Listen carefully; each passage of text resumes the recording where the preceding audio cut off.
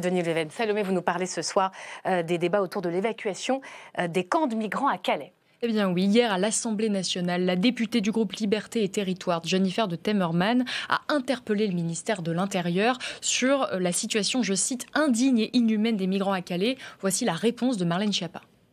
Je crois, Madame la députée, qu'il ne faut pas tomber dans la caricature. Il y a effectivement régulièrement des camps démantelés.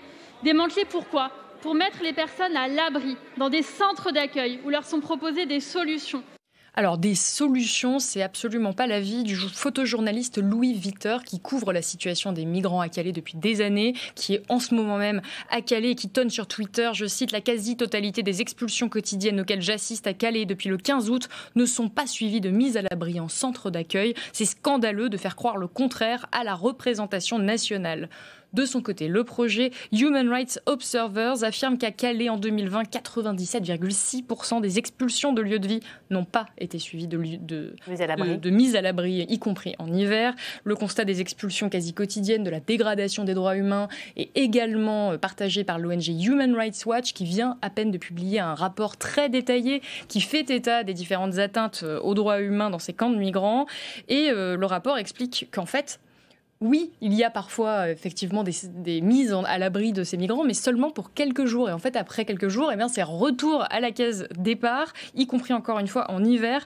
Et c'est la mort d'un jeune migrant écrasé par un poids lourd le 10 octobre dernier qui a déclenché, il y a 15 jours, la grève de la faim de trois militants, dont un jésuite. Alors, il réclame notamment l'arrêt immédiat des démantèlements pendant l'hiver de ces camps de migrants.